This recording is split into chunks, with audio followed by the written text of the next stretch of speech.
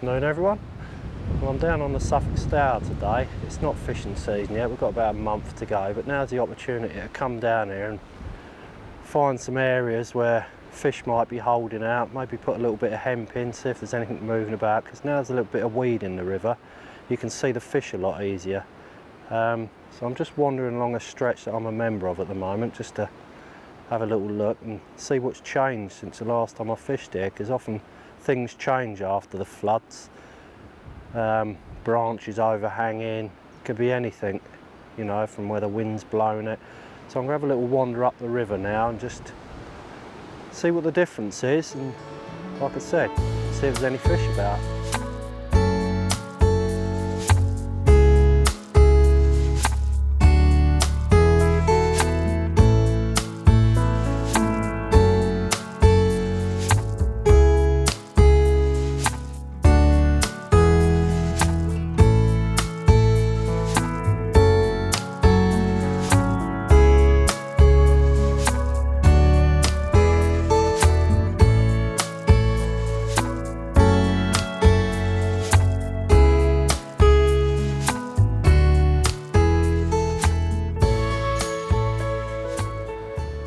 So it's a bit early yet, but I like to feed swims up a couple of weeks before I start fishing them, ready for the new season.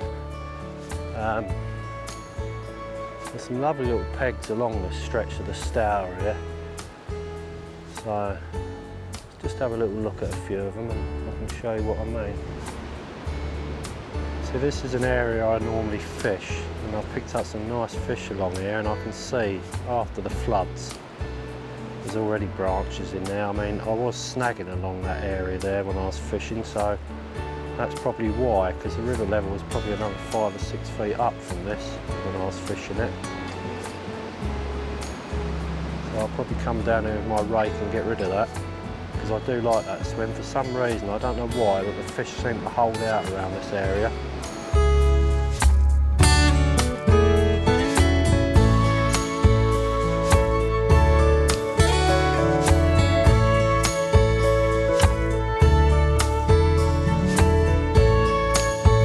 Another great little swim that I fished during the winter time when the river levels were right up.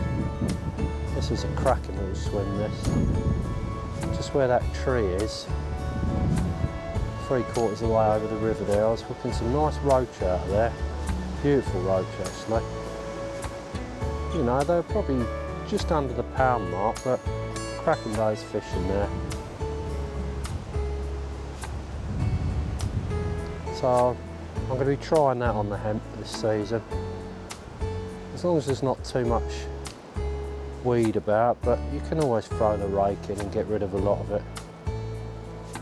And then, I mean, sometimes the weed helps, you can see the fish better. Start throwing the hemp in, you can see the fish coming around the weed and that. But you get a lot of the cabbage weed along here. But there's certainly another area I'm going to check out.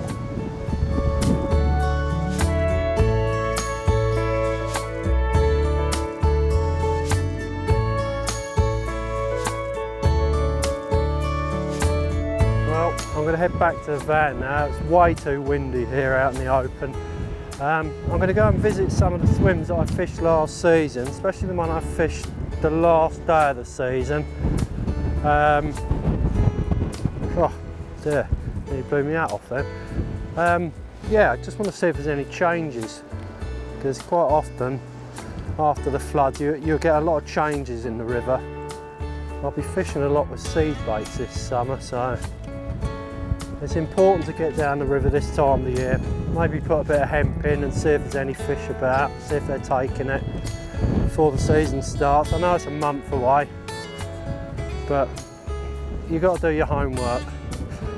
I'll be fishing a lot more down in Hampshire when the season starts, because obviously now lockdown's coming out, we can get about a bit more.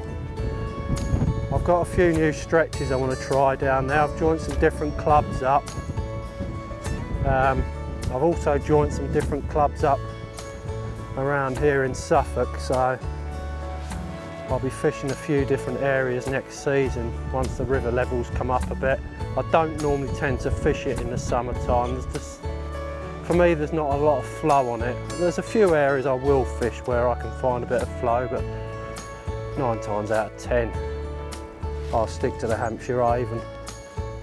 So I'm going to get back to the van. It's about another mile away, and I'll take you to my last swim where I fished last season, and we can see what's different there and have a little walk along there maybe. Catch you in a bit. Well, I'm back at the van now. The wind out there today is absolutely horrendous. So I'm going to head over to where I done my last fishing video. One thing I will point out when you're fishing, when you're looking about during the off season, get yourself a decent pair of glasses. It's not worth buying cheap ones. Get yourself a decent pair. These polaroids, I've had these a while now, quite a few years, but I can see right through the water to the bottom on these on the right day. They're a glass lens. They've got really good clarity. They're costers, these ones, but you can buy cheaper ones. You don't have to pay 180 quid for glasses like this, but to me they're one of the keys to finding fish. They really are, and you know, you can just see everything through the water with them. So there's a tip for you. Get yourself a decent pair of polaroids. Don't buy the cheap ones. They just don't work as well. I mean, I'm not saying they won't work, but they won't work as well as these. The clarity through these is absolutely brilliant. I'm telling you now, just brilliant. Right, I'm going to head off to my next swim that I want to have a little look at, where I done my last fishing video. It's a swim I'll always go to when the rivers are hard.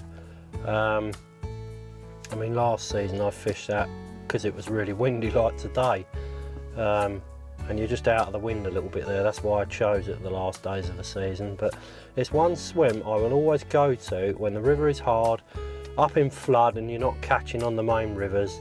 This is one swim I will fish, guaranteed to catch. So I'm going to head back there and just see what differences there are there.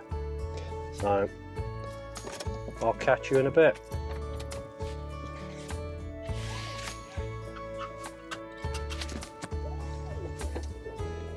Well, here's a swim where I fished last season. Not much has changed here.